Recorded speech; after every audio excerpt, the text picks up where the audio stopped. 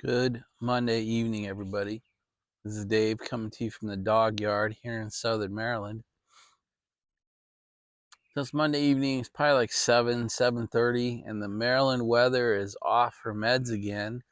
It's probably 72 degrees out, no humidity. It's a good mid-April day out here.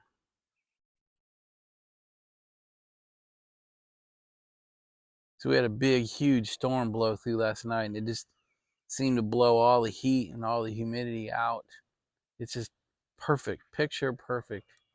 Bright blue skies, nice sun. It's been this way all day.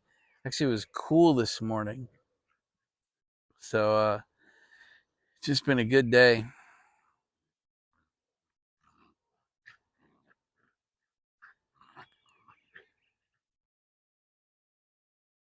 Brought you into the party a little late. I'm smoking a Charter Oak Maduro. Fabulous cigar. This one's wrapped a little tight. The draw is not as good as normal, but it's still a great cigar. You certainly can't complain about how it holds the ash or how well the ash is. So, great cigar. So it was a great day, great weather, great evening. Amory cooked us a nice dinner. So we buy all our beef locally. We buy it grass-fed, grass-finished, no antibiotics, organic farm. It was literally like the cattle are like 3 miles over, and we've known the family for years. So we buy all our beef totally from them. That's the only beef we eat. And then we had corn on the cob tonight for the first time, and it's grown on. We bought it on the farm. It's grown at Swan Farm. It's about 5 miles away. So it's just great to be able to kind of get away from the grocery store meat. We do that all year long. We've been eating the locally grown grass-fed for probably 10 years now. We eat produce pretty much all summer long from the local farms. So it's really nice. It's a great time of year. So easy to eat healthy this time of year. Had a good day today. Watched some YouTubes. Spend quite a bit of time investing in the market right now. Got some work done on hanging the pipe rack. Got the flags moved. Got the holes drilled. So pipe rack should be up tomorrow. In fact, I had one of you guys ask me if I'd sell you my those 15 pipe. I have two 15 pipe desk pipe racks, so those got mailed out today. So it's just a good day. Went down to the local farm, bought the corn. Amory went with me. Shauna barred my Tesla always here, so we need to get that put back in the garage or in the warehouse. So that's back in the paddock now. We have 3 barn cats on the horse farm. One of them's not doing well. Mittens is her name. So Amory took her into the vet today. I have a picture of her, so I'll try to put her picture up. There's 3 of them. They're brothers and sisters. They're all litter mates. We got them all at the same time. They're all 12 years old now, so it's getting a little bit aged for barn cats. We take good care of them, but they are in fact barn cats. So we make sure they have feed and water, but they like to go hunt too. So they do a good job of keeping all the mice and rodents and things out of the barn. Don't know if you saw Bull Moose Piper's Justin's bid about not HH, but McBaron being acquired by the Scandinavian group. So I believe it's way past rumor mill. I've heard it from 4 or 5 different places, all independent, not listening to each other.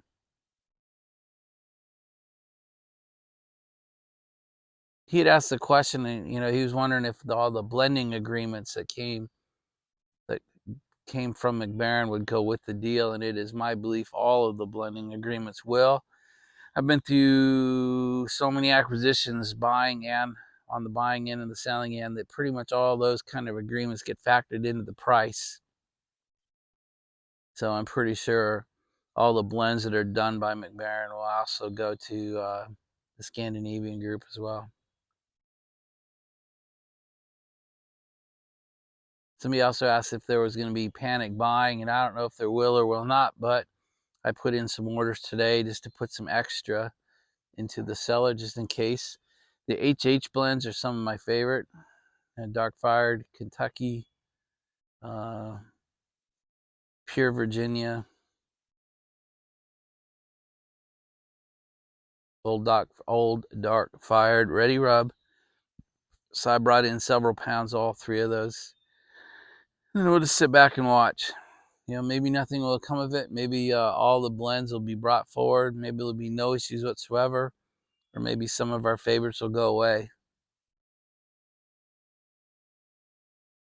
But at least I'll be able to sit back and watch the show and not worry about if I've got several years worth of my favorite blends in the cellar. So kind of a nice feeling. If you have the funds, I might put in some orders. Just like Justin said, no need to panic. But if you're running low, you might want to put in some orders today or tomorrow. As this news spreads, I imagine they will be buying.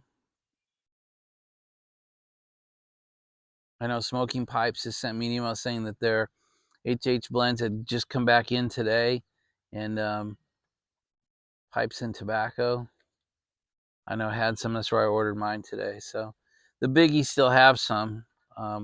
Maybe that will always be true, but better safe than sorry, in my opinion. No need to panic, but cut an order. So I had a really nice surprise yesterday.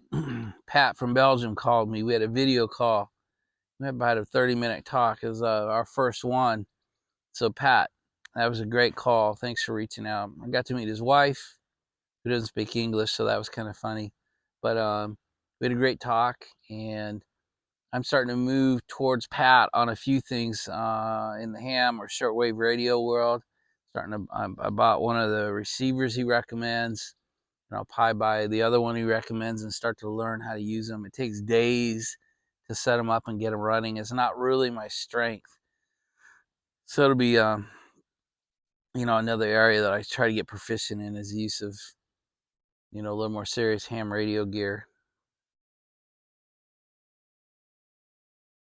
Don't mind telling you, it's a little intimidating as I start. The first one should arrive by the Amazon horde sometime tonight, and we'll start the learning process tomorrow. But Pat, I can't tell you how much I enjoyed our talk. It was great to meet you face to face. Anyway, I appreciate you taking the lead and making the call. Thanks a lot, man. I shouted out Blue Ridge Piper yesterday, and I found it interesting that the first thing he did when he hit 1,000 subscribers was to put out a video saying that, hey, look at this sun right here coming through. I love that. The first thing he did was put out a video to say, hey, he never really just ascribed to being part of the YTPC, and that he really didn't intend to be really a part of that community because he felt it was too restrictive, and that he intended to put out much wider content than just pipes and tobacco. That he thought that would get boring really quickly. I thought that was interesting because many of us, especially you guys that are subscribers to me, feel that same way. Just thought it was interesting. That very first thing he did when he hit 1,000 was to declare himself really not restricted to the YTPC. Anyway, interesting. Yeah, I don't know if you guys watch Dry Creek Wrangler School, Dwayne. I've talked about him in several videos. He's one of the reasons I picked up cigars again, which then led me to pipes, which led me to the Pipe Cottage. But Dwayne has started a second channel, Tack Room Bible Study.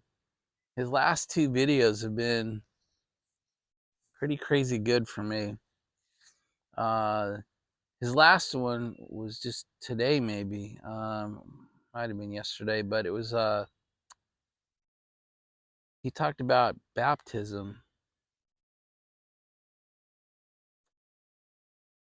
and his belief that, biblically speaking, baptism is for adults only and not for infants. I thought that was kind of interesting.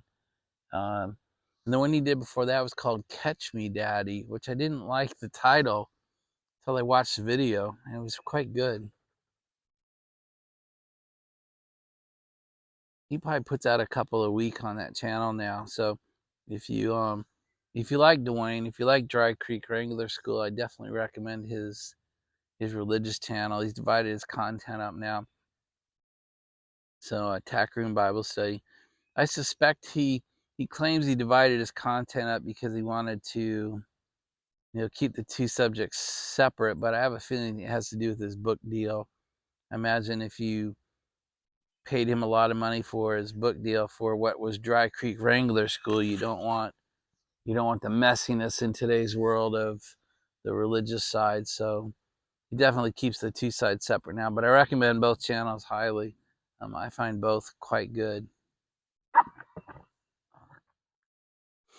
It's so weird to sit in this environment, 6 acres, kind of off, half mile off the road in the middle of the forest, sun setting, perfect weather.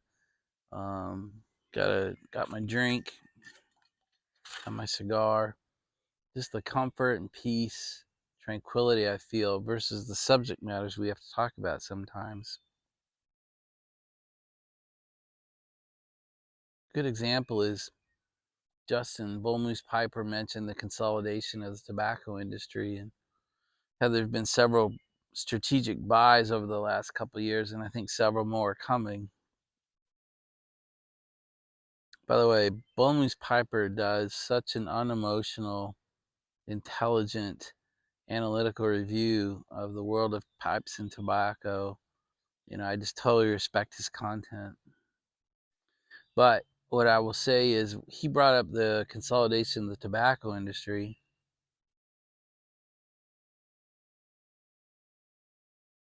It goes far beyond that. Several months ago, I did a review on really 6 men control the media industry now. Literally, 6 men can get in a room and control a message that is put out by virtually all the major news industries in the world. Same thing's happening in banking.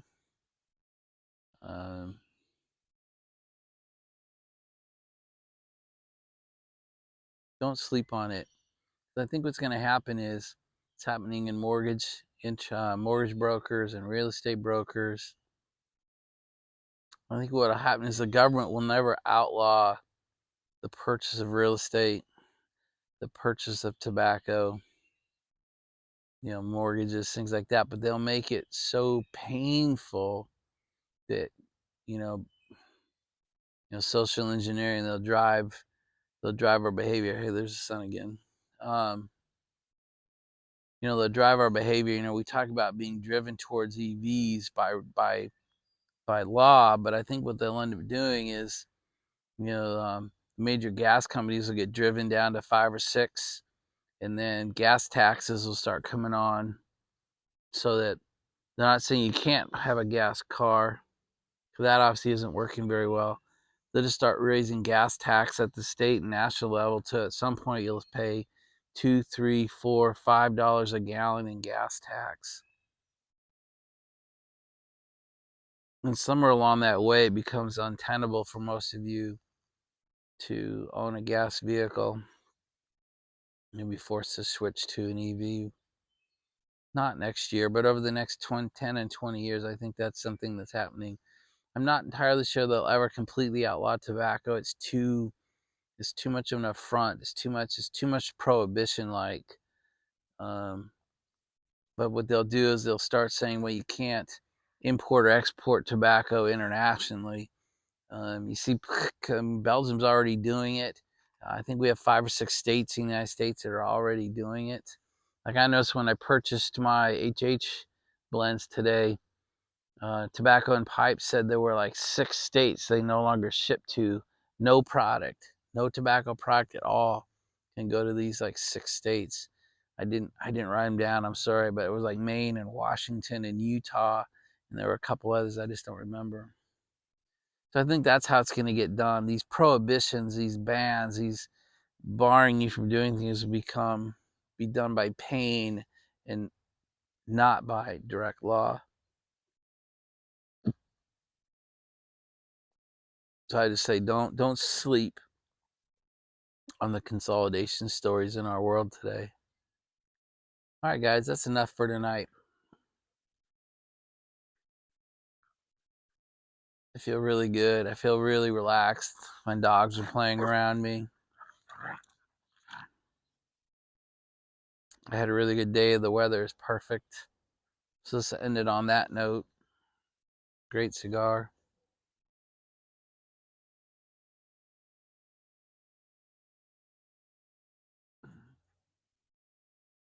All right, guys.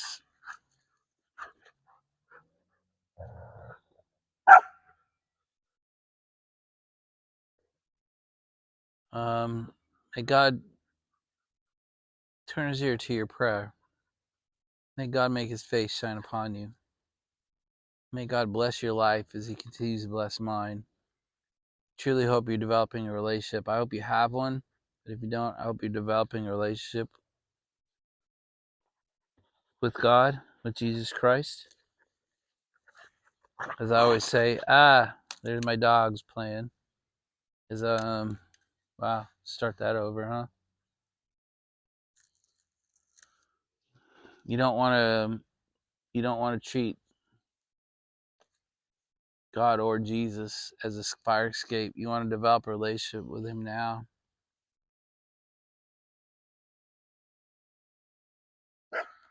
It does no good to be angry with God. It does no good to ignore God. It does no good to get into a pissing contest with God. The worst thing that happens is he ignores you. That he doesn't know who you are